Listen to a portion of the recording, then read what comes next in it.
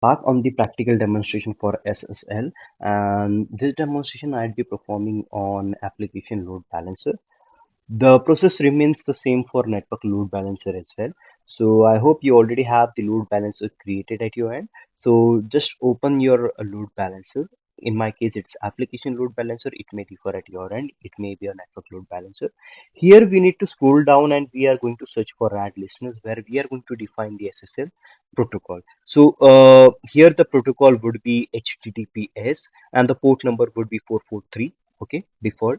And here we have three options for what to target group, for what redirect to a URL or return to a fixed response. We are going to going forward with the target groups, and here we need to select the target group, the same target group that has been attached to a application load balancer. All right, once done, scroll down, and here we have the security policies, and here it is showing us the policy name. So basically, it is the SSL policy which has been mentioned over here, which you can select. Let's go with the recommended one, and then here we are going to define the certificate source. So there are three sort of certificate source. That is, one certificate source is from Amazon certificate manager. Second is from IAM, which is actually not recommended, and third is to import the certificate. All right. So yeah, these are the three options that you can get. And here, what you need to do is you just paste your private keys, and then scroll down and click on add.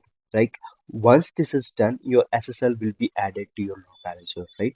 So yeah, that was all about setting up SSL on your load balancer, and see you in the next one.